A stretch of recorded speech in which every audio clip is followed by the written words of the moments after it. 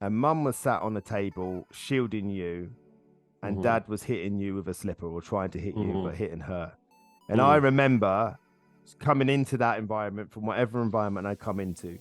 And I Mm-hmm. walked towards him, and without thinking, I just pulled him off and I Mm-hmm. threw him across the room. And then I thought, uh-oh, because Yeah. I was like, what do I do now? And I remember him looking at me and walking across the room and then just standing there and looking in my face. And I was scared. I'm not going to lie. I was terrified. He just looked me in the eye and he just laughed at me.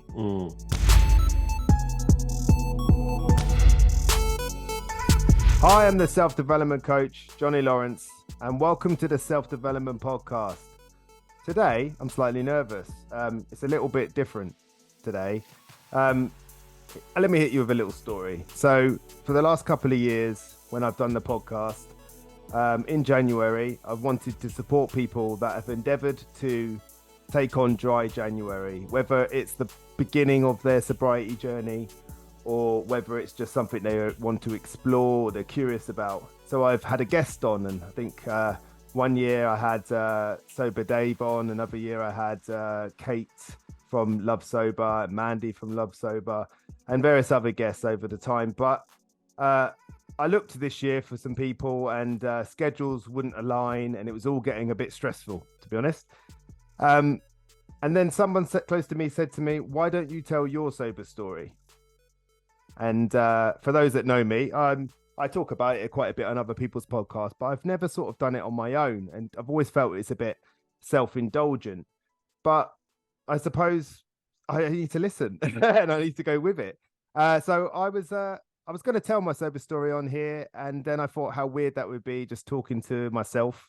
And then my brother kindly offered to talk about it. And here he is, Mr. Kris Lawrence. How are you today, mate? Yeah, I'm good. I also almost expected like a round of applause, but you can No? edit that in later. Um, yeah, it's funny because I obviously listen to podcasts quite a bit, and Thank you. I've always been trying to angle to get on, but there was no real sort of thing that way I could get on. There was no message I have to convey in a positive way, and especially to do with soberness because I've done dry January and sober October and stuff. But I wouldn't class that as the same echelon of what you guys are doing. But yeah, Uh, good to I, be here. I, I mean, you've explored sobriety for various reasons, haven't you? You've gone like long periods of time without alcohol, Mm-hmm. for various reasons. Sometimes it's just because you feel like it. Sometimes it's to take a break. Yeah. And I'd say you're probably quite a, a average representation of sort of the average drinker. Mm-hmm. Sometimes you overindulge, sometimes you don't. So, Which I think which I think is quite important because obviously we are brothers. I've known you since 7th of January 1985. well, someone wants a birthday um, present. I've known you a long time, my whole life, some people might say. And yeah, we grew up in the same household, under the same environment. Um, and then obviously it's interesting how, you know, some people can develop different relationships with certain substances or, mindsets and others don't. So I think it's quite interesting that, Yeah. obviously you've stopped yourself from drinking, like you say, like you've said that you cannot drink because obviously it's a control issue with you, and I don't have that, and I think that's really interesting. Hmm. I think that's something that obviously we're going to talk about, but yeah, it's interesting just to get into Yeah, I think today we sort of take the gloves off. Where you can ask me anything. Stand by. This could be savage. But I mean, I think like you say, we grew up under the same household. Mhm. But yet our experiences of that are different. Yeah, They're different. Me being the oldest of four kids, yeah, you being sort of what are you like? I've got a sister beneath me, and then there's you, and then we've got yeah. a younger brother. And I think one of the things that we'll say if we were going to put some boundaries in today is that obviously our sister and our younger brother, they're not interested in being on podcasts and talking about their stuff publicly. So we'll try our best to navigate away from anything that's exclusively their story. But we've both spoken, and you you have your experiences of it. I have Mm-hmm. my experiences of it. Because I mean, we can't talk about my relationship with alcohol without us talking about what prompted it in the beginning, which I Mm-hmm. think is the trauma that we Yeah. all experienced as children. Yeah. But So I think it's interesting, sorry to cut you off, I'm sorry. to something that literally just pops into my head then. Uh-oh. Um I'll get ready with the button. yeah, that's it. Delete. Is that when we talk about this, the fact that we grew up in the same household under the same conditions, the same parents, it's the major difference for me is that obviously all the trauma that we had separately was shared by you because you were the first one. So you went through your experience, your traumas, and then you had to watch that history repeat itself 3 times. So I think, you know, I think it diluted the trauma in some respects every time it repeated itself. But I think it's, you know, it's important to state that because people would be like, well, okay, why is Johnny have a podcast crying about he can't drink anymore? And you know, I wanna say that the reason that is because you had to relive that. And I think that that's something that's literally just hit me now is that you had to watch the things that happen to all of us. Yeah, I mean, I appreciate that. What I will say is that we'll acknowledge that, but we'll stop short of comparison because everybody's journey is valid to them, and it feels, like the worst thing you've ever been through in your life is the worst thing you've ever been through in your life, regardless Exactly. of whatever else. But yeah, you're right. There was, I often say it like, obviously my experience of the physical violence and the domestic violence was really hard. Like it hurt, obviously being hit, being hurt. Mm. It was hard, all the sort of psychological stuff, like the threatening and then the waiting for the beatings and all them sort of things. But I can't tell you, I don't know if I can find the words to articulate, like knowing that he would hurt you or anyone else was very, very hard for me. And there were times where I think I did take some beatings that maybe weren't mine. Oh yeah, I know for sure. but Hence that's why all I'm right. doing the podcast. Yeah, you owe me, man. You owe me. Well, No, but that's interesting. I'm curious to know what your earliest memories are of what we just spoke about, but also alcohol.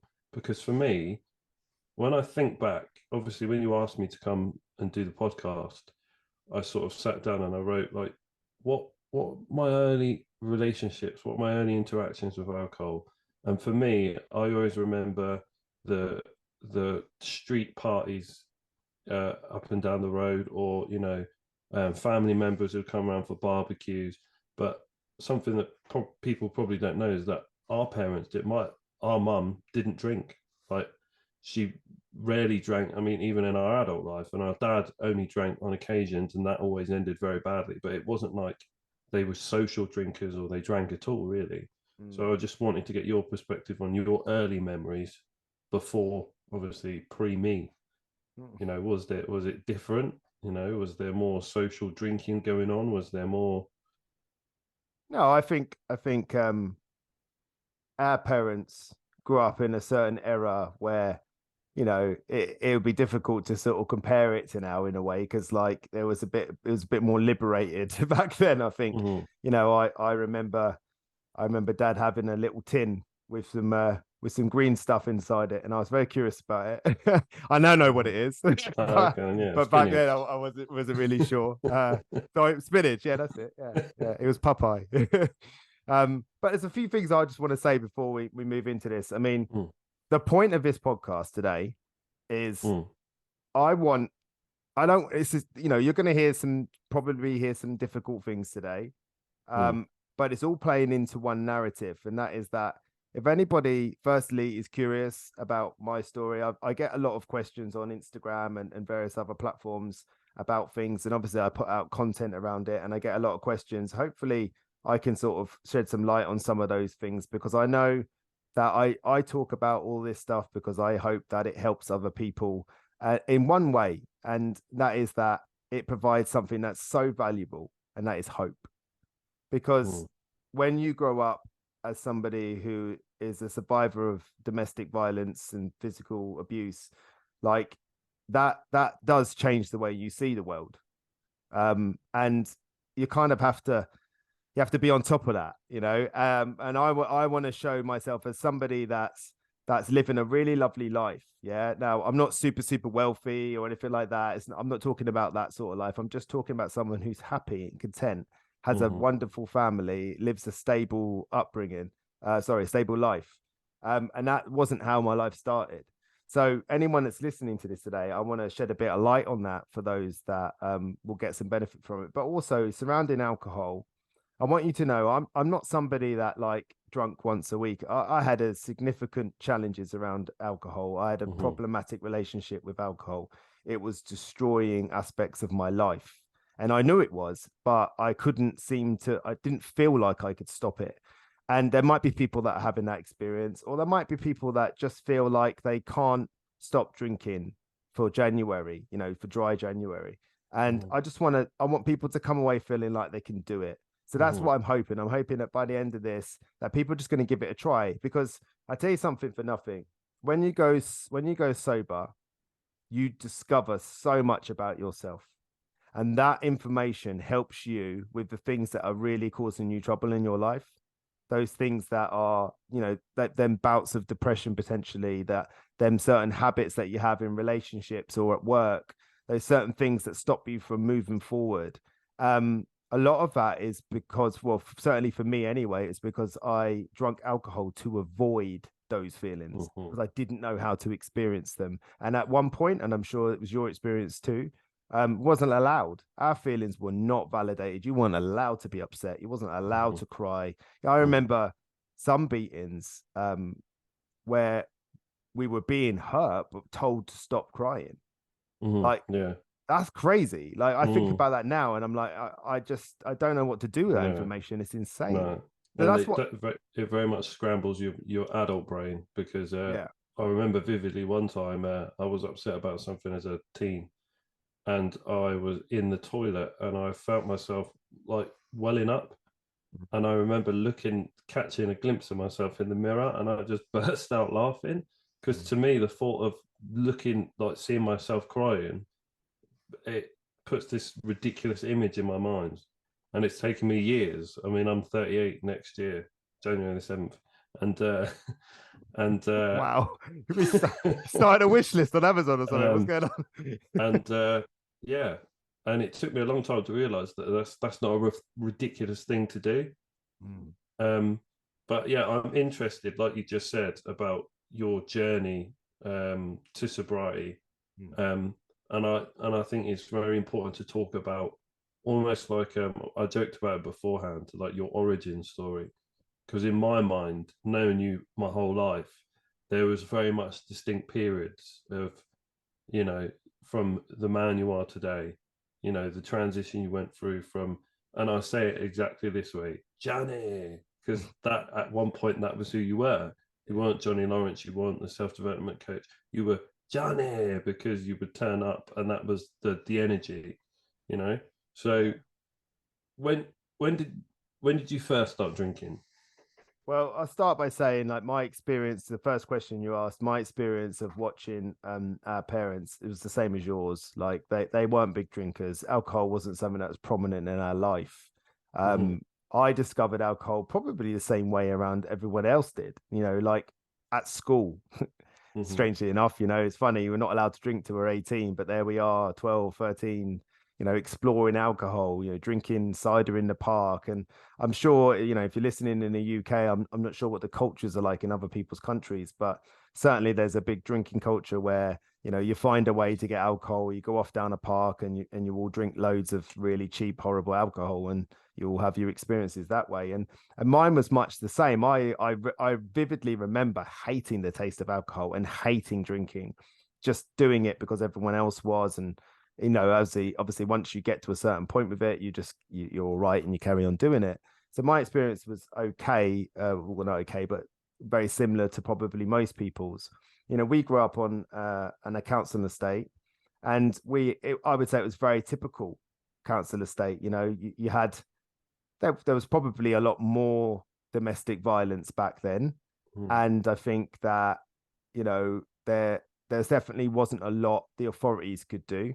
You know, police would come up and down a road if it got super serious. You know, there were certain neighbors all up and down the street that had their run-ins. You know, you'd know that so and so at whatever number was having a party, and they were drinking till late. So you knew that later on in the night that the police would be there and they'd be breaking up fights and people would be screaming and all that sort of jazz. And that was kind of normal.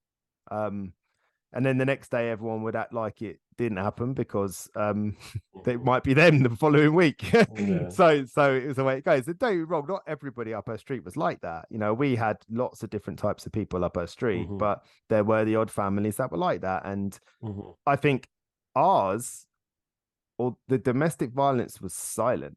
That was the difference. Yeah, it wasn't silent. polarized. It wasn't polarized by the parties and the drinking. It was very much. But I think there was a very much an undertone. Like I always remember with all my friends, like they all knew that don't play around. Like don't play around in front of our house. Don't be banging up on the door like you're the police. Like, yeah. Don't, if you know, they would dread to knock on the door for you and for our dad to open the door. It was like, oh, so yeah, you're right there. Like everything that we went through was very much insular because of the way our family was. Well, the way he was, because he was an extremely paranoid character. You know, like he wouldn't even allow mail to be delivered to his house under his name. It was a very it was really strange. And it's funny when you grow up with that as like the norm. It's not until you get older and you start to meet people and, you know, go into other people's households and families that you start to go, wait a minute, are they strange or are we? Yeah. Do you know what I mean? It's like you don't know, do you? You're like, what's that really all about? Weird. You know, and it's like that. Yeah, you find it a bit strange, man. But for me, it wasn't until like, and you know, I'll just make it clear, we can edit whatever out. But I remember there was one incident when I came back from, and my memory of it's slightly clouded. I want to say work. I'm not sure if it was work or college. I can't remember. But I remember coming home one day and coming through the front door and hearing a lot of screaming and shouting. And you know, in our house, there was the front door, then there was the little sort of area in between, then the other door. And I walked through the other door, and mum was sat on the table shielding you, and dad was hitting you with a slipper or trying to hit you, but hitting her. And I remember coming into that environment from whatever environment I come into. And I walked towards him, and without thinking, I just pulled him off and I threw him across the room. And at that time, I was about 16 years old, maybe a bit older. I can't remember. I think no, it was definitely 16 actually, because I remember I moved out by the time I was 17. I'd moved out, and I remember throwing him across the room with everything I had. And again, didn't plan for that. Wasn't acting a bad man or anything like that. I just did it, and then I thought, because I was like, what do I do now? And I remember him looking at me and walking across the room. And then just standing there and looking in my face. And I was scared. I'm not going to lie. I was terrified. And I was a bit bigger then. I was a bit bigger by that point. I'd started lifting weights and stuff. And I remember thinking to myself, okay, this is the moment you've been waiting for. I remember growing up thinking to myself, one of these days, you know, one of these days I'm going to fight back. And I thought, well, this is the moment. But I'm telling you, I was scared. I was proper scared. But he just looked me in the eye and he just laughed at me. And I remember that's one thing he did very well. That's psychological. He put his slipper on and he just went upstairs. And I stood there and I didn't know what to do. And everyone was crying and whatnot. And he just went upstairs and just did whatever he was doing. I don't know what he did up there. But sorry, go on. That was the moment that me and mum realized that I had to leave the house because I was getting bigger. And that altercation would have most likely been the start of something, because I was pushing back now and I was bigger. And actually now I look at it through adult eyes, he probably looked at me and thought, you know, first time he'd ever probably sized me up properly and thought, wow, it's getting a bit bigger here. I don't know what's going to happen when I get into this. Because it is interesting to note that he's not a big man. No. He's he's always, in my mind, he's always been a very big, intimidating man, but he's not. He's 5'4", and he was Is he five obviously four? Are you kidding? 5'4", same height as mum. Yeah. Are you joking? See, yeah, That can't be right. no, it's exactly the same height. I remember, never forget when I figured it out. I actually asked mum, and she said, He's "Yeah, we're five four. 5'4". So only I'm not what, sure I'm going to buy that. I a reckon I'm going to go. I'm couple, going couple to of couple of sneak up on inches, him, man. I'm going to sneak couple up of on him. inches shorter than you. Wait. Listen, Yeah. listen. We don't height shame on Uh, this. Okay. okay. Right. Yeah. So me being 6'2", Wow. now I do remember that day very clearly because I remember what happened. Our relationship was very different to mine and our younger brother's relationship because you instilled in me this toughness by not treating me like I was 5 years younger than you and a hell of a lot smaller than you, which I was growing up. I was always smaller and I was always younger, and you never treated me like that. So I would fight with you in the back garden. We had a whole wrestling league that you drew out, the tables and everything. If your friends came round and we were talking smack and playing computer games, I would fight them. And that was like, it was, you do not run your mouth and not back it up. So I was always taught to be tough, to fight. Our younger brother, unfortunately, didn't have that. And that day, it was an altercation between us, and I hit him. And I remember vividly hitting him because I hit him and I split his lip. And I remember as soon as I saw the blood and his face changed, I was like, I'm dead, because I knew Dad was in the house, and I knew that I knew our younger brother, if he did something very well, it'd scream his lungs out to get all the attention. So I knew he was going to do this, and you do that thing. We're like, please, I'll give you. Yeah. Begging And, because you and knew what yeah, was going to come. Yeah. yeah, and that's basically how that situation escalated. But I remember him coming into the room and saying, "What did you do?" And I said it was an accident. And I said he did this. I hit him, and I remember You were him just kids. Remember that you were yeah, just kids, man. yeah, and I remember him saying, "You want to hit people," and then that was it. And I remember, like you said, shock of fear. I used to go cold, and I used to think, "This is it," because he would turn. He would become a different person. It's almost like I never felt. I obviously knew he was my father, but I never felt like there was a bond between us. No. And it literally got to the point where he was beating me that hard that mum had to step in between us. But it wasn't like there was room. She had to force herself and then move away. And he didn't stop. He was literally, as she was moving away. And I remember when you came into the room, and I don't remember you coming in. I don't remember seeing you, but I remember him being thrown. And then I remember him turning, and I remember you standing there because I remember you were straight. You were so straight. And I was like, what is going to happen here? Yeah, I was thinking the same thing. Yeah. And then when he laughed and walked away, I mean, now looking back at it, we know now that's psychological warfare, at its finest. But I remember thinking, this is it. Like, Well, it's all gonna stop. Like, what that usually meant was that it would come later. yeah, You and know, that's important to talk and about as I well. was waiting for that. I waited for that. But I mean, I think that whole incident was the catalyst for me and mum realizing that I had to move out. Yeah, and that's Because what came of it. when I think that what she was concerned about was that if that happened again, that it might go a different way.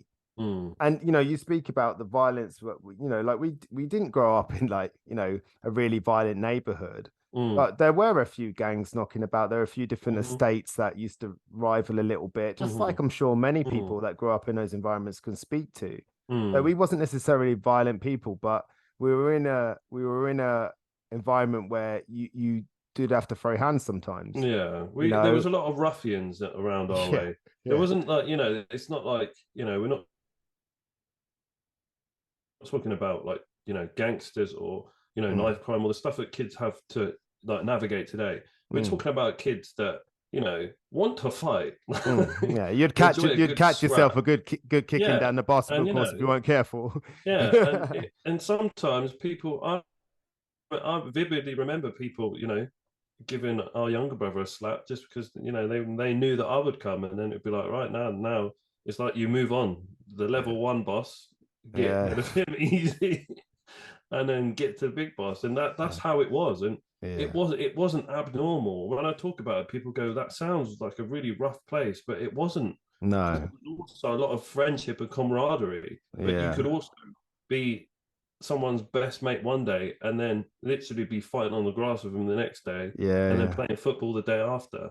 yeah, And that's just yeah. how it was. It was a strange. Yeah, and I'm sure to a degree it's much like that. But like you say, things have escalated now. Like Mm, back in the day, it was, you'd get kicked and punched, and you'd roll about mm, on the floor and that, and there'd be a bit of blood and bruises, maybe a broken mm, something, but mm. there'd be no knives and No, anything like that. No, no, no weapons of any kind. no. And actually, the older lads up the street and that, they'd let you fight it out. But if it did Yeah. get a bit too tasty, they'd pull Mm, you apart, and that's enough. yeah. I Um, always remember the most dangerous thing that happened, the worst case scenario in a fight when we were younger, was that someone's mum come out.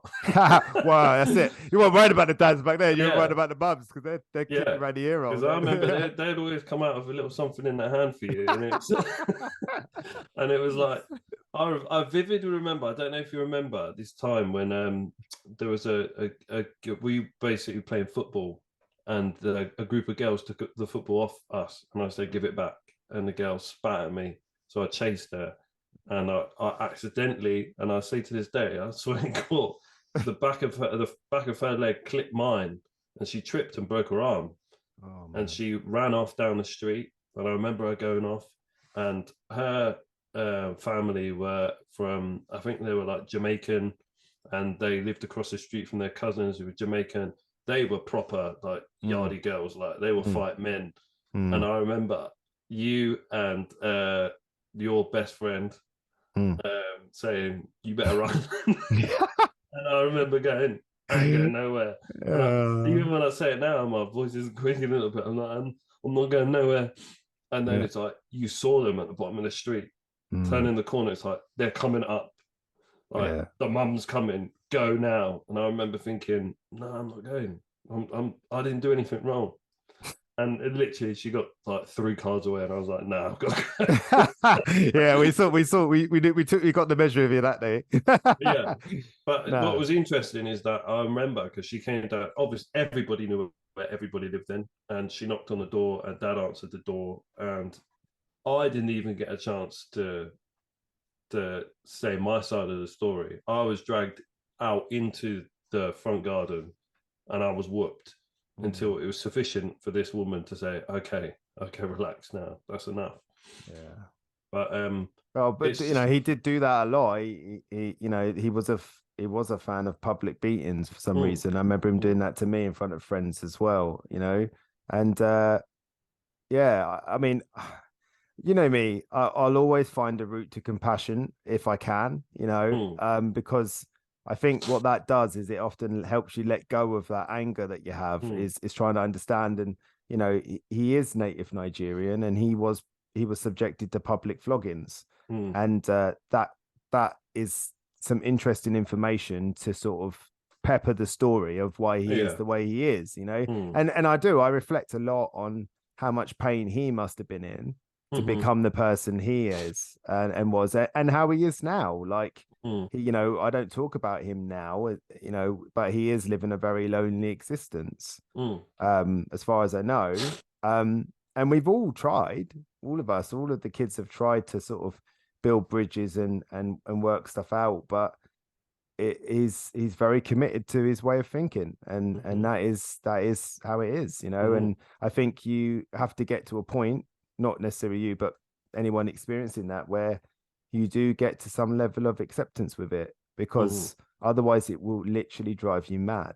and mhm, and it did for a long time, trying to work out why things were the way they were. mhm, And I think, like, if I've learned anything, I've learned that in self-development, um like any story, any good story, any good movie, yeah, they use that sort of hero's journey, don't they? Where Mm-hmm. you have that guy or girl or person, whatever, that is living a normal life, and then things happen to them that sort of tempt them to change, that prompt them to Mm-hmm. change, and then you get that villain that they come up against, and there is no hero Mm-hmm. without a villain.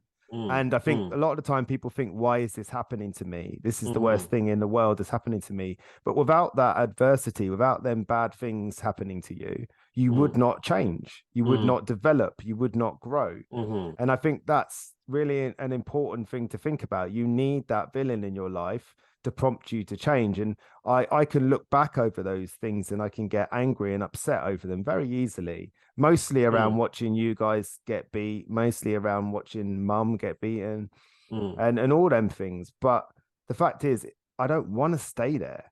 I No, don't want to be unhappy anymore. I no. want to, and there's a massive difference between what's right and what's wrong and what's right for you.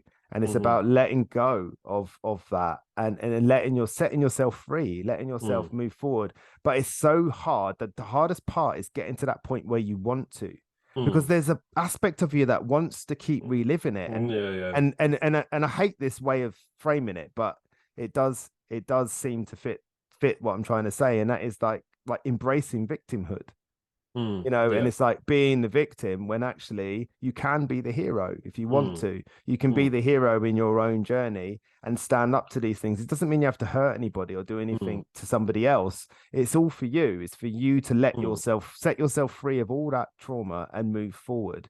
And for Mm. me, what was stopping me was alcohol.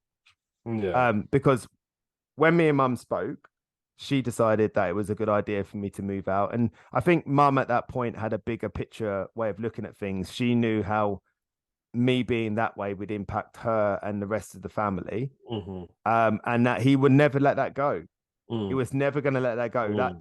That confrontation was going to come Mm. at another level, but on his terms, Mm-hmm. probably, Yeah. which would have meant I wouldn't have been ready for it. I'd probably been sleeping or Mm-hmm. something. Yeah. So, Which sounds crazy, but that just to add context to that statement is that is something that he would actually say and do. mm, I remember very vividly. He used to grab you by the cheek, like all of us used to grab us by the cheek. And I mm, remember one time he said to me, "I'm not going to beat you now. I'm going to come and get you when you mm, least expect it." And I remember being up all night. yeah. And when you think about that, and when I've told people that story, they're like, "Who did you live with?" I know, I know. But for us, it was just like that's the way he did things. He was like, "You need to understand." But what he didn't understand is that it was so disproportionate. For something as small as knocking over a glass, you Mm, spent the whole night up, awake in bed in fear that he was yeah. going to come bursting in at any minute. Um, but I think I was lucky because I think we were all lucky because we had you to help us deal with and process everything. And we could have all been a lot worse off because you process things and you with especially with dad, you came to an understanding about it quicker than the rest of us. We went flip-flop between anger, denial, all the rest of it.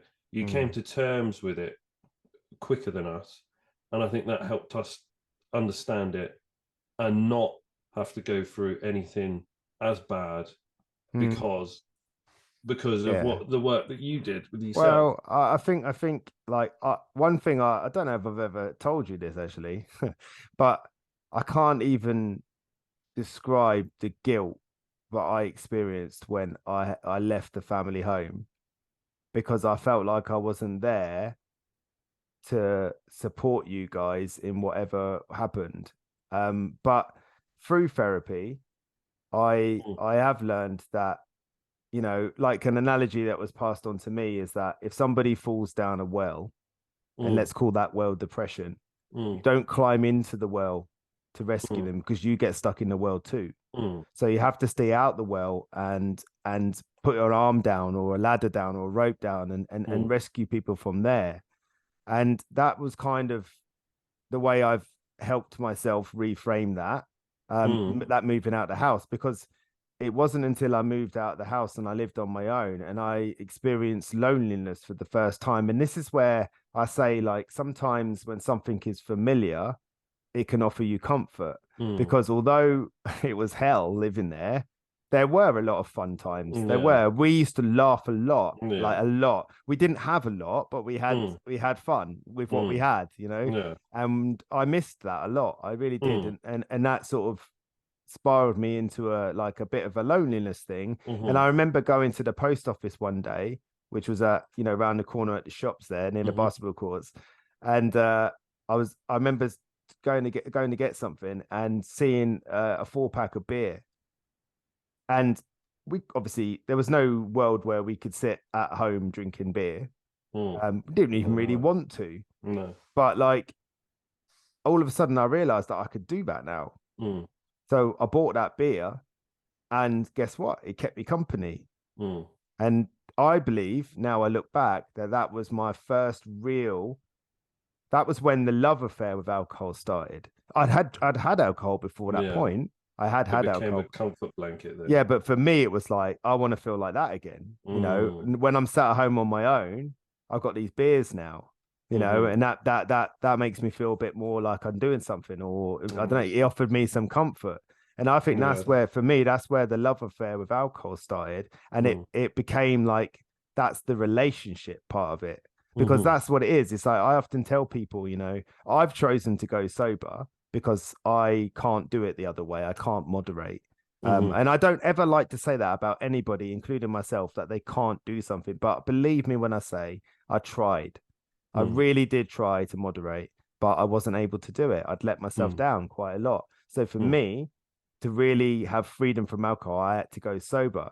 But Mm. what people can do is they can change their relationship with alcohol, which Mm-hmm. means is it's like you want to get to a place where you can choose to drink it or not to drink it. See, because this is the thing that people don't often realize about the word choice, is that choice is only really a choice if you can fully believe you can take the either choice. So Mm. to me, not drinking alcohol wasn't real. That was never really going to be a choice of mine, because I wasn't able to do that. Mm. So when I say, oh, I was choosing not to drink, I wasn't. No, yeah, You that's know, it, I yeah. wasn't, because I knew that I would drink if I wanted to. You know, Mm. Yeah. so yeah. So for me, it had to be no alcohol. But you can change your relationship with alcohol. Mm. You can moderate if that's something you can do, and you will learn whether or Mm. not you can do that only really by trying. You know, because But I go sorry, ahead. go on. What you saying? I was just going to say it's interesting that I always wondered where it started, like the Mm. relationship started with alcohol. Um, and it's interesting that you bring it up, and it just opens so many different sort of like doors, because you see you moving out as something that you felt guilty for because you felt that you left us. Whereas Yeah. in my mind, it was completely different. For me, it was one of the most exciting times because it was like there's somewhere else to go. And, Uh, you know, I get to hang out with my older brother and his mates, and they might let me have a few beers now and again. And I get to watch them do crazy stuff. And it was like, and I'm not at home.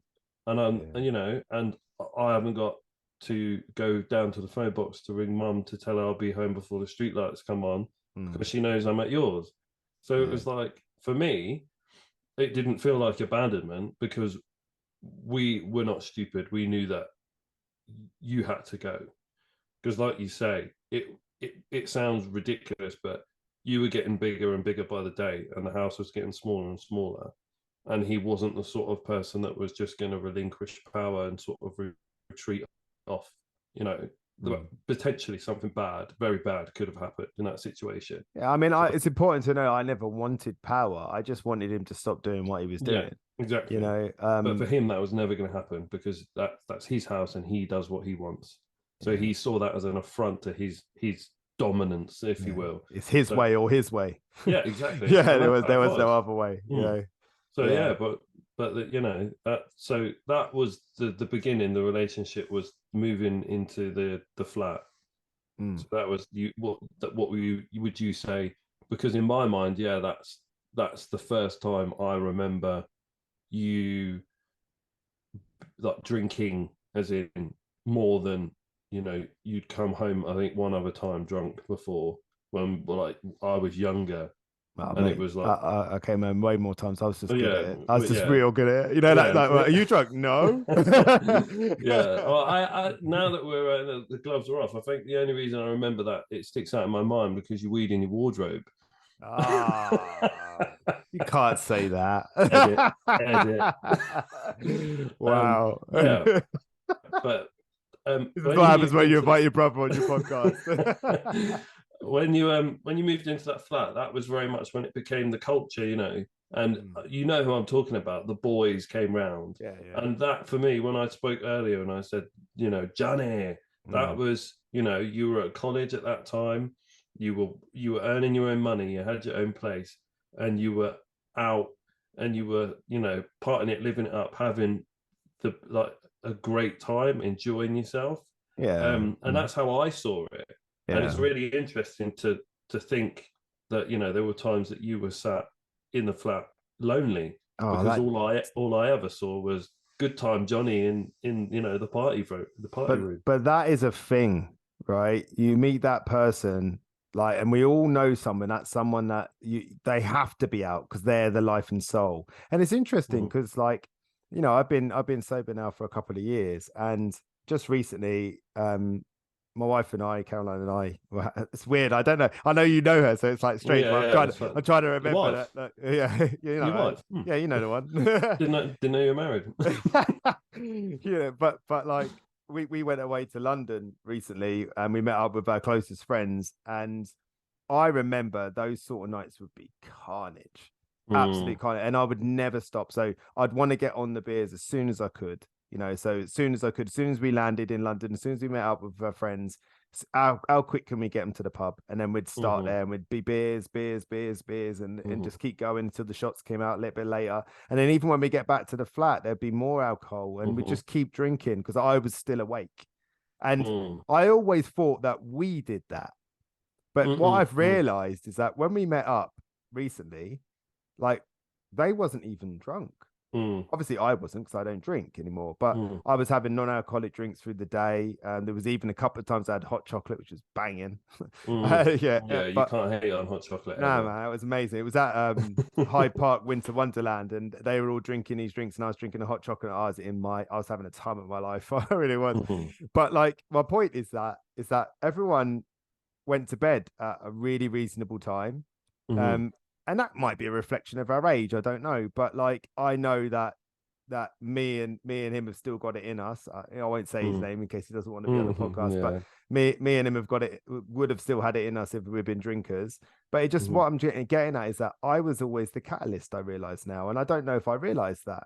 I mm, always thought that we did that, but now I mm, realize that I was always the one that never wanted the party to end. I just wanted to mm, keep drinking until I passed out, you know? mm, And I remember my friend saying to me many times that he would just leave me on the sofa. I've been trying to mhm, wake me up and he couldn't, and he'd just leave me there. It put me in mm, recovery position sometimes. yeah. He weren't I've been sure. there. Yeah. Yeah, well, it is. I think everyone's been there at some point. But Mm. my point I is that think.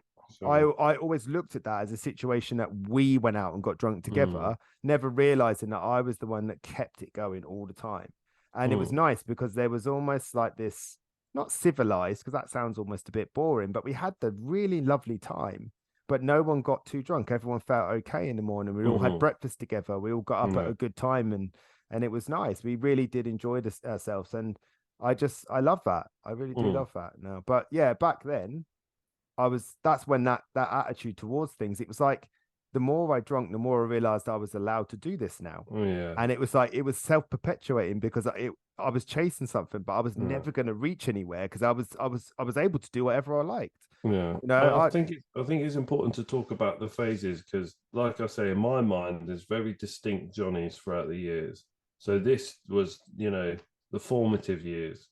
So this Johnny, um, liked to drink, had a good group of friends that got together and got drunk, yeah. and had a good laugh. Generally, we would drink to a certain time and we'd go back to the flat and we'd all just crash, you know, as and when. but it would be a good time. So then what was the next Johnny? So I that mean, lasted, obviously, you're in the flat, you know the people that you were with, you were at college at this time. I think it was that Johnny was, I could probably say, up until around about the time you met Caroline, probably just after. I think And I think what developed in those years was mm, a recklessness that was heading in a really bad direction. mm, Like you saw how I was, man. I mm, I would just do stuff, mm, and I wasn't particularly in control of it, and it wasn't a particularly good idea. yeah, and And that, yeah. So and, the difference for me was during the let's call them the flat times, yeah. times in the flat, is that the drinking and the banter was enough.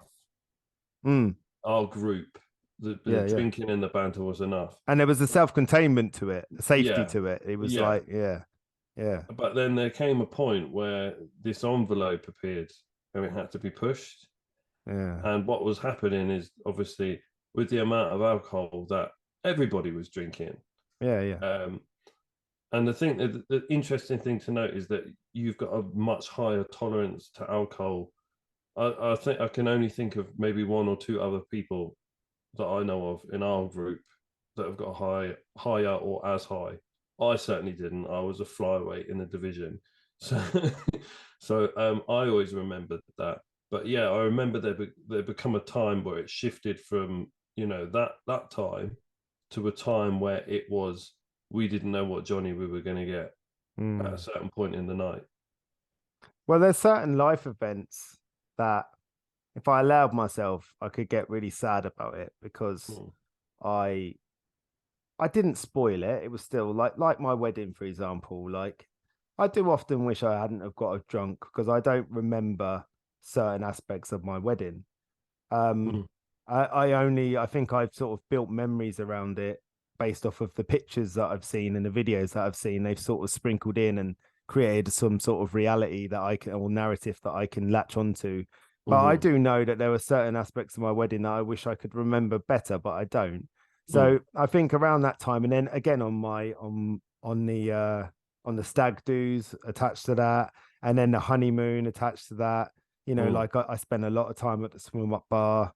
It was my honeymoon. And I did. We mm, had a lovely honeymoon. Caroline yeah. will tell you it was lovely, but it comes down to that personal stuff, that stuff that means something to you. Like I Mm, look back and wished I'd done certain things a different way. But I mm, think the significant turning point for me was when my first son was born, mm, because you we at a point we'd moved to Cornwall, we'd moved away from London, and I think that was me and Caroline starting to explore a different way of living. Like yeah. we moved away. Part of it was we were done with the going out on Friday, Saturday, Sunday drinking, and going to the mall on Saturdays and being hungover and having roast dinners and stuff. Mm, All that stuff that we did mm, around them times. And it was just we were just done with it, and we wanted something else. And our friendship circles were changing all the time, and mm, I was not destroying relationships, but many relationships were impacted by my drinking at that time. And I only know that through reflecting now. At the time, I didn't mm. really realize it. But it But wasn't overtly obvious no, at probably that wasn't. time. Thinking back, I mean, it was always, I would describe them as blips. It wasn't. It wasn't. Oh my god! Every time Johnny, my 99% of the time, if I didn't know you were out and I bumped into you out, I was like, yeah. But then there was odd times that we would see each other, would be out together, and it'd just be like, okay, the like the pin's been pulled. We need to Mm, get him in a taxi. yeah. So I would say it was, at that time it was blips, but you were gonna originally move to Australia. Yeah, it was. Yeah. Well, that's when I'd wrestled out there in Mm. Australia. Little known fact, I don't know if I've even ever spoken about a Well, podcast, but yeah, I used to once or twice. professional wrestle a long time ago. And Yeah. I went on a tour of Australia, and even that, far too much drinking in Australia. Like what an amazing experience I had. I toured Mm. Australia as a wrestler, and there's a lot of it I don't remember. And Mm. that's what I mean is stuff like that. Like I've got so Mm. many experiences under my belt that feel slightly marred because I drunk too much, drunk way late into the night. But the thing that happened is when we moved to Cornwall and we started to explore a different life, and me and Caroline were looking to start a family and to go that direction. We'd been lucky enough to go on many holidays, and we'd enjoyed being a couple and married couple for a while, and we'd done it the way that we wanted to.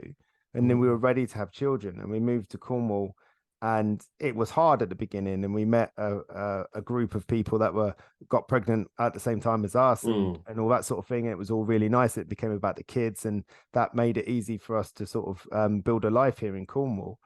And then we got excited over the 9 months, and then when our firstborn came along, I was hit with two competing feelings. There was the obvious feeling of like real pride and like, wow, I can't wait, holding your son in your hands and being like this proud dad that is excited about how much he's going to spoil his son and bring up the best son and do everything right that his dad didn't do, and all those different things, be a really good dad, really wanting to. And then there was the other feeling, because it offered me a different perspective that I'd never been able to consider before. Now, all of a sudden, I was a father. Instantly, I was like, he must have held me at some point like this. How can he have done this to me? And it was like, all I can describe it is like a psychological unraveling. And it wasn't ideal, to be honest, because we just had a baby, and Caroline needed me to step up and be a good dad and a good husband, and I was struggling. And so I leaned into alcohol more and more and more. And that's when the late night drinking wine started. I remember getting a bottle of wine, because there comes a point where you can only drink so much liquid, right? So yeah, up until that point, I was smashing the beers. I was going down and buying, I don't know, 12 packs of beer and drinking them all. And then I started to, thinking, oh, okay, because what I was really good at was making things look okay on the outside. So something I always used to say is, if I looked like my hair looked good and I was really well groomed and well dressed, I was feeling like crap. You're just trying to hide that hangover from the world, because you think everybody knows what you did last night, which was sit up until 2-3 o'clock in the morning just drinking wine. And that's when that started. So again, one of my regrets was, and Caroline's kinder to me, she said it wasn't quite the way I see it, but I remember drinking late into the night, and she was doing the night feeds, and I've got so much guilt and shame attached to that. I almost can't talk about it, because I feel really, really unhappy about that. But Caroline kindly says, I don't know if it's true, that it wasn't quite that way. It was just hard anyway, and I did pull my weight, in other ways and stuff like that. But I feel attached to that thought of like, I wish I hadn't done that. I look back now and wish that I'd made the decision to go sober then, because there was a lot of things I would change for sure. But you can't think that way. Was there any during that period of time? So from the move to Cornwall up until your first child, was there ever a point that you thought about not drinking? Because I wanted to. Because for me, I always remember when we used to live in Hertfordshire, I used to come round, and if I ever said to you, I'm not drinking tonight, you'd always make a joke like, oh, oh, what's up with you? Like, oh, you're going to be boring. Like, there's no point. Like, and I very remember this being a joke, but I remember thinking, oh, and in the end, I would always cave. But I remember when you got to Cornwall, it changed too. If you're not drinking, don't come around. Like, I don't want you here unless you're ready to drink. So for me, it was a shift that now that I look back in my mind, that was a very much shift, because I remember nights not coming around because I didn't want to drink. Do you want to know something else? What's that? I didn't actually want you to. You know why? Because I liked drinking on my own. I started pushing people away around that time. I wanted to drink on my own. Other people were just a distraction from me in this relationship with alcohol. That's how deep I got into it. I even wanted Caroline to go to bed so I could be on my own. Do you know, I've watched so much box sets late into the night. I can now watch them all again like I'm watching for the first time. I didn't watch any of them. I was far too drunk, So, I mean, I say all that, and I'm there thinking, gosh, can I edit this out? Should I edit this out? But I promise you I'm not, because Mm, this is the point of this. Is to show you, the listener, that, this is how deep I got into it. And now I'm 2 years sober. And I did that mm, because I got to one pivotal question: have I had enough pain yet? I remember sitting with my therapist, Maliki, and I said to him, every week I drink Friday, Saturday, Sunday. And I promised myself from the beginning of the week that I ain't going to do that next weekend. And then every week, by the time I get to Friday, I do it again. Why do I keep doing that? Why do I keep doing it? I don't want to do it. It doesn't serve me. It doesn't do anything for me. Why do I keep doing this to myself every single week? And he said to me this: mm, if you want to know why you drink alcohol, stop drinking. mm, And I was like, okay, what does that mean? mm. But he's right, Yeah. because that first week was easy. Yeah, I could do Mm, this, no problem. And then the second week, it was a little bit, need to find a distraction, tap, tap, tap, go for a dog walk, do this, do that. That third week mm, felt excruciating. And mm, his question again to me was, what are you avoiding? mm, What do you feel like you need to avoid? And then that's when I started to look into it. And again, this is what I mean. That context that was given to me when my firstborn was born was was another door opened on my trauma. So I'd mm, seen what had happened to you, I'd seen what had happened to mum, I knew what happened to me. And then I looked at it from another thing, a father's perspective. And I was like, how? At mm, first it was why? Why did he do it? mm, And then it became how? How could he do this? mm, Like, how? How can he mm, not love you enough to not hurt you like that? To that degree, everyone wants mm, to give their child a little smack on the bum or whatever. yeah. That's not what I'm talking about. I'm talking Mm, about the horrendously violent yeah, yeah, beatings. I remember a time when yeah. I was in I the remember bath. because that was the time. Sorry, go on. No, I remember a time when I was in the bath, and you know, I used to love that feeling, right? When you get in the bath, and when you get in, it's really hot, and your Mm, body's not ready for it, and it's like, oh, and it feels mm, really amazing. And I'd love that feeling. So quite often you get in a bath and the bath would cool down, and then I would let a bit of water out and then run some more hot water in there. And our mm, bathroom was next to our mm, kitchen. So he was mm. in the kitchen cooking, and he must have heard the tap running too much Yeah, because he mate. I know came this in. is dangerous. Yeah, yeah. But I don't even know if I've ever told you this before. He held my head underwater.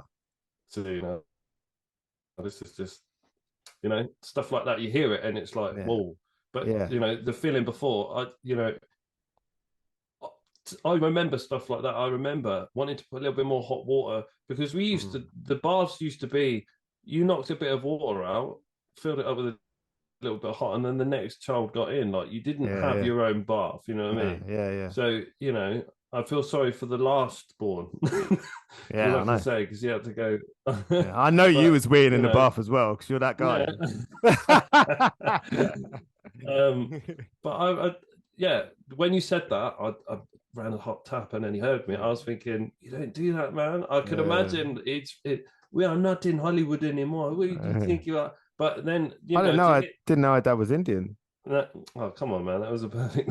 That's not a great Maybe accent. edit that out. um, yeah, so go from that, from like an anecdote that is funny in my mind to then the reaction that you got for something as simple as that. Yeah, he It's held my head just, underwater. I honestly remember thinking I was gonna like that gave me a bit of a thing around water for a little while, man. mm, It was weird because I thought I was gonna drown. I was like, why is he doing this? I don't mm, understand. I wasn't ready for it. I didn't get to take a nice big deep breath. I was no, just no, under the water, it's not like the movies, is it? They're Nah, like, so but yeah, like yeah, that sort of stuff is difficult. It's difficult mm, to process. But like you go through all of those things, and it was like, how could he do that?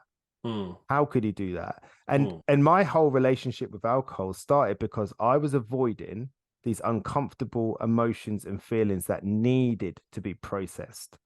mm, They needed me to look into them and mm, to do something about them, as in like process them, accept them, mm. And I because remember at this point after um after the birth of your first child is when you actually reached out again. to our father. Mm. Do you remember? Yeah. And I remember thinking, why? Because I a long time ago, I mean, this is your story, this is not my story, but a long time ago, I was like, I'm done. But I remember you got to a point when you said you thought you were done, and then when the firstborn came along, you actually told me that you were going to go up and give it one last try. And I remember thinking, like, why? But now I know that that's the reason why, because that having a child gives you a different insight into. You didn't want to know why, you wanted to know how. Mm. How could you do? Look at this. Look how small he is. Mm. How can you do this to someone? Yeah. Yeah, So. but I remember that was that for me. That's I didn't realize it at the time, but years later, that was what helped me reach acceptance. Mm, Because what I realized was that like there was a problem between him and I, but it wasn't my problem, it was his. And mm, in that moment, I was able to give that back to him mm, because yeah. I was trying to express to him how the way he behaved made me feel Mm, and what it's done to me as a person. Now, mm, I'm not about blame. mm, I'm not somebody that likes to sit in blame. I think blame is like asking somebody why. It's like it just keeps you where you are. It starts making you blame things and getting angry and starting to make assumptions and creating these false narratives. mm, It's better to ask what and to look at the impact. mm, What was the impact of what he did? Well, then we can start to repair things. Then we can start to process things. Then we can start to accept things. And I was not able to do that with alcohol in mm, my life. mm, I wasn't able to do that. It wasn't until the alcohol came along. Look at, people drink alcohol when when they're in physical pain, right? They put alcohol on wounds and they drink alcohol. mm, Have a couple of shots of whiskey, it'll take away the pain or whatever. And mm, that's what it did. It numbed me. It allowed me mm, to not feel. Yeah. mm, But it also, a strange thing that it did is when I would drink late into the night, I would start to feel this connection with my emotions. And mm, it intrigued me. I was curious. So I keep drinking, thinking that mm. at some point I would get to something. But I Yeah. didn't. I just passed out. It's like a quest. Yeah. Yeah, it was. It was like this alcohol is doing something. It's doing what you would imagine it would be if you took some sort of psychedelics. You go on a Mm, journey, but it wasn't that. It was just drinking. mm, And it wasn't until I stopped that I realized that the real learning and the real experience of trying to understand that trauma and that relationship with alcohol, that alcohol was a coping mechanism. It was my way of coping. And I said this on another podcast recently. Like I the last part of my sobriety journey when it came to forgiveness of myself and the mm, things that I've done, and I've never done anything super serious. I'm talking about it on a personal level. Like I've mm. never hurt anybody or anything like that. You Um, hold yourself you hold yourself accountable very much so. You're someone yeah, who holds yourself very accountable. You're not the sort of person that would say, "I feel bad for the things I've done," um, you know, and mean that in the sense of something yeah. terrible. But there's a You're self-acceptance and forgiveness that has to come with the things the way I was, the times I let my wife down, the times I let my kids down, the mhm, times I let myself down. And mhm, and I have to look back at that and be compassionate and realize that that alcohol was a coping mechanism. And if you take that mhm, coping mechanism away, I don't know what I would have done because those mm, emotions that I was dealing with once I stopped drinking, had I have mm, not been in the care of my therapist, Maliki, mm, I don't know what I would have done with those emotions because they were so what very strong.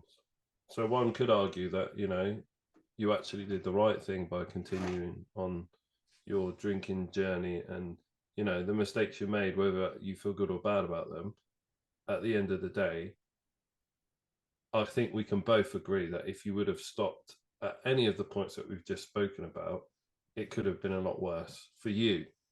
Mm, I it may think be. I you mean, we gave can up. never know Yeah. what would have happened, and I've long stopped trying to predict the future Mm, or work out what would have or could have happened. I think mm, none of that is worth it. It's a fool's errand in a sense mm, because you'll never really get the answer. What's better is to understand the impact of my drinking and why mm, I did it and the impact of my trauma and all that sort of thing and forgive myself for it. accept it. You did that because you were in pain and you were trying to numb the pain. And at times you were trying to connect with the pain, hoping that it would tell you something that you needed to know in order to put it all behind you. But you was never really going to do that. But now I don't drink. And that, you know, when somebody's going down a journey of not drinking alcohol anymore, there's two parts to it. The first part is obviously the abstinence of alcohol. You no longer drink alcohol. And I've said it before, you can have the crappiest day under the sun. You can offend everybody. You can do everything wrong. You can have the worst day in history. But if you don't drink alcohol, then you've been successful that day on that front. But then the second part of the sobriety journey is the recovery part. People always say they're in recovery. People say, what are they recovering from? They're recovering from the reason they drunk, which is the trauma. You know, that's very important. And the trauma is significant no matter what it is. It doesn't matter whether, you know, you were bullied at school or your dad beat you or you were in a really weird relationship as a teenager, whatever. It doesn't matter. It doesn't matter why you drink in that context, that your trauma is valid. And quite often I find that the real problems come in the resistance of things, because that resistance causes a conflict, and it's that conflict that's causing the pain. And it's when you stop resisting, when you stop that resistance of, okay, what am I resisting? What am I avoiding? I'm avoiding this. You know, like you having that sort of that certain relationship with crying.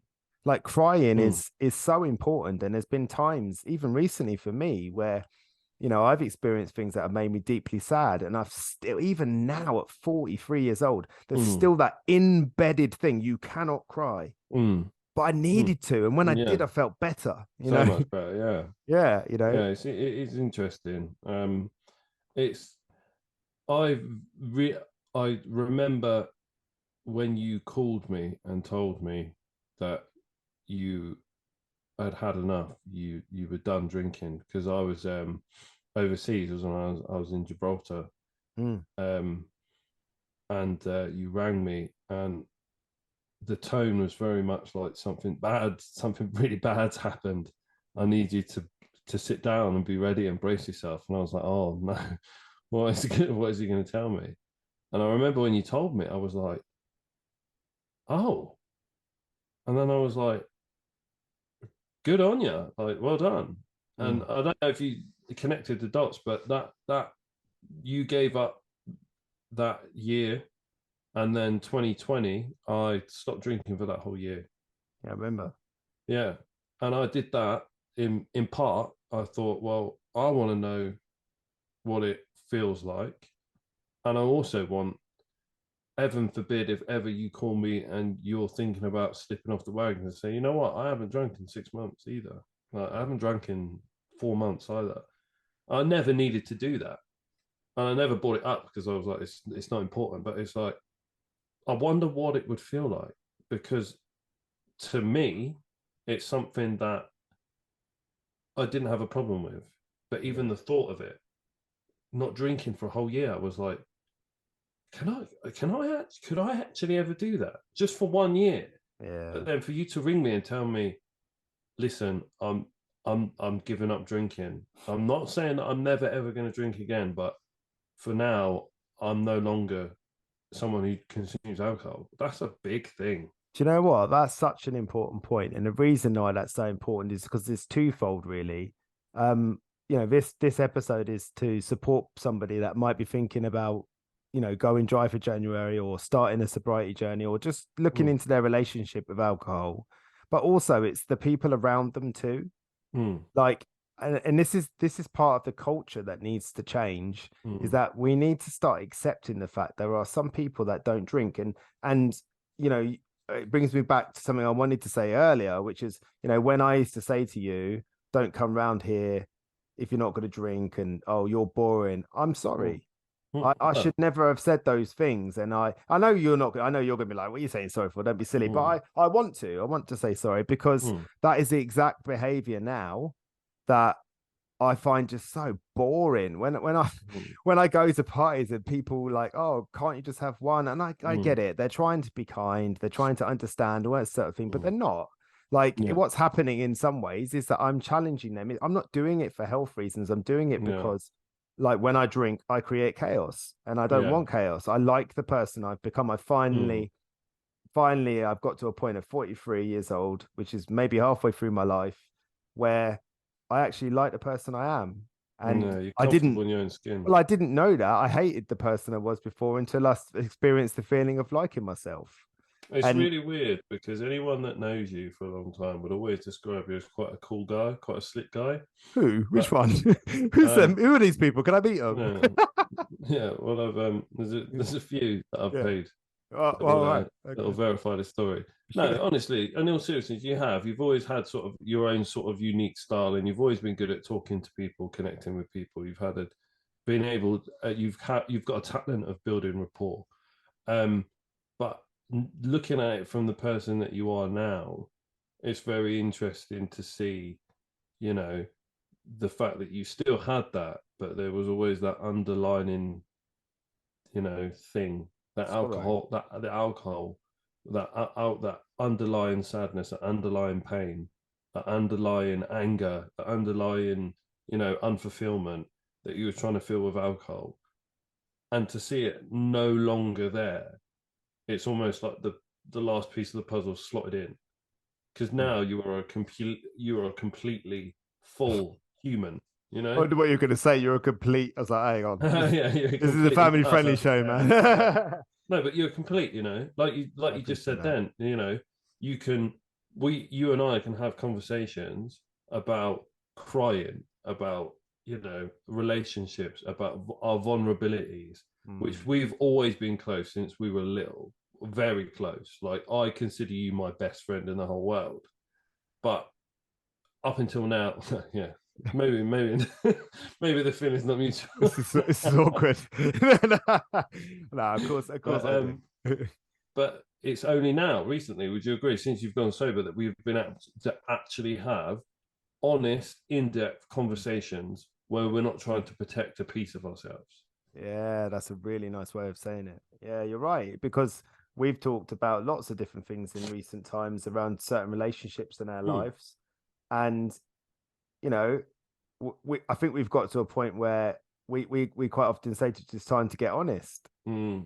Like, Yeah. don't give me that. Don't big up your chest to me, Okay, mate. yeah, Like, let's I'm go. I'm Yeah. fine, mate. I'm fine, Yeah, mate. let's Honestly, go. yeah. Let's go. Let's hear it. Let's hear how you really feel. Yeah. And it's funny, I used to do it. I don't do it anymore, because I've practiced not. But just recently, I've been proud of you because you've used the word love more Mm, this year than I've ever heard you use it oh God, ever here we about go. about different things. Um, and like you've expressed, wanting to cry or be upset Mm, and stuff, and you're on your journey too, and it will mm, be, one thing I know as somebody that now coaches people, for one of the aspects of my coaching is helping people with their addictions. mm, And it's like one of the things I realize now is that I have an experience of addiction, but mm, it's not the experience of addiction. Like my mm, experience of addiction is my experience, and I can offer many pieces of wisdom and mm, perspective around that. But everybody has their own journey, and mm, I don't know whether I don't think you have an issue as such with addiction, but I'm sure mm, that the way you experienced trauma as a child has come out in other ways. mm. And what's interesting is I think that you're exploring that now, which is really Yeah. great, really, And really I great. and I think an important aspect as well is obviously the journey that you're going through is obviously you're going through it with the people in your life that are around you, me being one of them. Mm, So for somebody watching this, maybe thinking about, going sober or beating an addiction, just know that, you know, our relationship is a classic older brother, younger brother relationship. Many people might think that their younger brother or their older brother aren't going to understand this, but I can tell you now from living experience that it it can only make your relationship stronger. Like, it's only made our relationship stronger going mm. through this. Yeah, yeah, yeah. And I think that, it's important that if you're at that point now where you're listening to this podcast and you're Googling things, and you're starting to wonder, and that doubt is starting to creep in. Can I do this? The answer is yes. You can give up alcohol. Like, I've never had a problem with alcohol. I've not been addicted. I've always been a social drinker. I gave up for a year. Yeah. It was something that I thought was going to be almost impossible, especially in Gibraltar, which, for those of you who don't know, is literally the only things that aren't taxed in Gibraltar, to my knowledge, is cigarettes and alcohol. Everything else is taxed. So to do it there, and to do it so easily, and to do it with you in mind, it's you know, it's such a positive thing to know that, you know. I know. Sorry, go on. What did you learn from that experience? So you didn't have alcohol for a whole year. What would you say you learned about yourself from not drinking for a year? I learned that your environment and your habit are two things that will be the key to either achieving it or not. I remember it was New Year's Eve, when I said to my friends, we were out in the square in Gibraltar, and I said, you know what I'm going to do for 2020? I'm not going to drink a single drop of alcohol the whole year. We were all drinking at this point, and I kept looking at my watch. I was like, right, 40 minutes, like 35 minutes, like drink, drink, drink.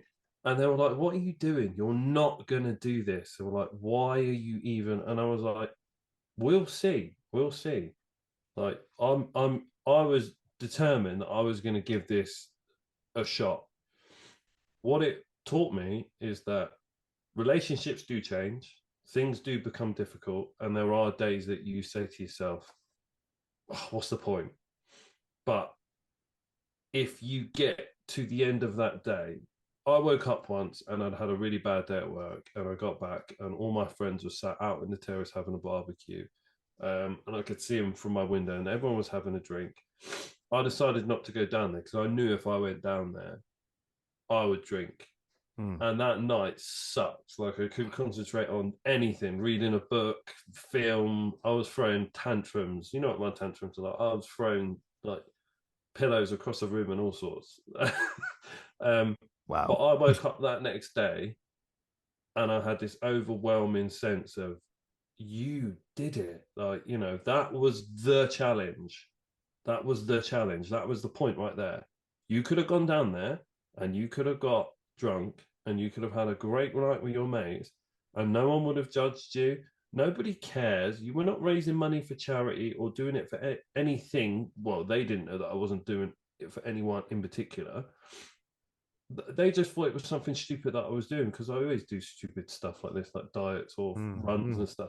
So they just thought it was one of my stupid things. But waking up that next day and feeling that sense of achievement is way better than any time I've ever been out drunk. Do you know what that leans into? It leans into the fact that you didn't, like exactly as you said, you didn't do it for any other reason other than for you to learn about yourself. It's the ultimate in self-care. And what that brings me on to is the sort of the last thing, really, because we must wrap up. Otherwise, people will be like, all right, come on, bring it home, boys. So the last bit of it is people think that they should demonize that part of you that you're trying to avoid with alcohol. Those questions that you're avoiding answering, those situations you're avoiding leaning into, that quest for knowledge or perspective or whatever it is that is causing you to want to avoid those things with alcohol or whatever other substance. But what I discovered was that part of me was like an overprotective parent. It wasn't bullying me. It wasn't doing anything unkind to me. It was trying to protect me. And actually all it wanted to be was heard. It wanted to have that experience, that crying, that acknowledgement, that whatever. And it couldn't while the alcohol was there, because all my focus was on the alcohol, not the situation. And it, you know, what you just said makes me think of that, because it's what you're saying is like, I did that for me. When I woke up in the morning, you had a self-respect, you had a self-esteem, a self-confidence in yourself that I can do stuff, you know, and that's how I feel now. I feel like, you know, every time I, you know, loads of really cool things are happening in my life at the moment. I'm meeting some really amazing people. I'm getting some really great opportunities to speak and podcast and all this nutty stuff that's going on. And many times I'm really scared, like I'm nervous, I'm apprehensive and everything. But then I remember you can do this because you did that, you know. And you know what's interesting about that is that you can add or take away these nights out, these holidays, these experiences. You can add or subtract alcohol from the equation. Has that made it any better or any worse? I.e., you going up to London with your wife and going out with old friends this time around, doing it sober. You know, you did it without alcohol. But I remember was every it second of terrible? it. I Was remember it every second. terrible? Was it No, worse? Was it better with alcohol? no, do you know what? I remember every second of it. Exactly. Same with my holiday. Like I remember going on the first holiday sober to Ibiza and thinking, I'm going to Ibiza sober. What is, you know, I had to not think about it. I just had to just do it. But what I realized was like, I was present with the children more. I was Yeah. getting up in the morning and wanting to see the sunrises and sunsets Yeah. and stuff like that. And you know, I was present. I was there because I wasn't constantly having this like this little devil saying, "Come on, let's go and get drunk" all the time, you know, and just drinking. And I remember sometimes on some holidays, you know, the kids would want to go and do something, but I'd started drinking, you know, and I hate saying that. I'm so ashamed of that, but it is the truth. It's what I did, you know. But like I said, we better wrap it up. And I suspect, you know, if you're still listening, you know, if you're still listening, but the message here is that, you know, if you want to change your relationship with alcohol in 2023, then it starts with stopping drinking and taking it one day at a time, you know, and just proving to yourself that you can do hard things and that you respect yourself and that you love yourself and that you're going to care for yourself. And that all sounds very sort of woo woo, but I promise you it matters. And you don't know it matters until you do it. You know, you will learn just in January. If you go dry for January, you will learn so much about yourself that will be valuable to you as a person, not anybody else, not anyone else, just you. And that matters and that's important. You know, you do so much for other people, I'm sure. Now do this for yourself, you know, And and challenge learn. yourself as well. Yeah. Don't shy away from going to a pub and having a non-alcoholic beer. Don't don't shy away from these social events, because that's what makes it worse, is when you go, oh, I'm not drinking January, so I'm just going to stay in my house and I'm not going to go out or see anyone. It's like, don't let that stuff trigger you. Go out and do exactly everything you wanted to do in January. Just do one simple thing: don't consume alcohol. Yeah, and the learning is in those experiences. You won't get as much from it if you don't go out there and do the things that you usually do. The learning is in the hard stuff. It's in that villain, you know. You can become a hero if you face that villain and you come up against and like I said, you can hate it. You can go along and you can have a terrible time, but you will learn something from that.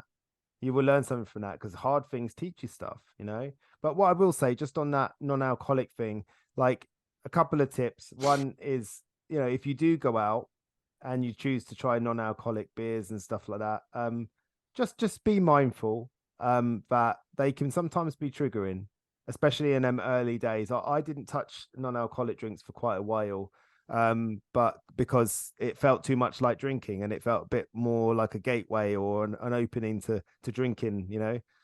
So you know, just be aware if you hold a non-alcoholic beer and you start to feel weird about things, just put it down and move on to soft drink. And just It's amazing how much you don't have to actually drink. When you think about when you go out and drink, the amount of the amount of fluid you consume compared to when you don't drink. Now, you can't. obviously, some nights I go out and I don't drink. It's just a choice. I don't feel like it, and I'll have maybe one or two glasses of like Coca-Cola or juice, and then I see my friends and they're like, I'm like, you've drunk like 4 pints of liquid. I'm like, does your stomach not hurt? I mean, I'm not being stupid. I've done it. I've done way more than 4 pints. Look at me. But but I don't know where I was going with that, but I'm just saying that, you are in control of this. So Yeah. dry January is something that really sets you up for the year, because once you've done that, that's just a stepping stone to the next challenge. And you can choose to drink again or not. But the other tips will be as well is do think about what you're going to tell people, because I know in the early days when I get questioned about why I'm not drinking, man, I'd babble. I would babble and babble. Dialogue is important. I'd even start like talking about childhood trauma, and people would be like, "Wow," Yeah. you Oh, I know, love what I it. mean? Like I don't need to know that. Like that's oversharing, you know. So do think about what you're going to say, and know this: you will be done with the evening a lot sooner than you usually would be. And is that a bad thing? Just because something's different, it doesn't make it better or worse. You know, you will get to a point where everybody around you, and any female that's been pregnant will know what it's like to be at the end of the evening and everybody's drunk and they're like, "Do you know what it is? Do you know what it is?" And you're like, "Oh my god, you've told me this 6 times already. Yeah. Just go away." You know. Yeah, we all know what it is. Yeah. So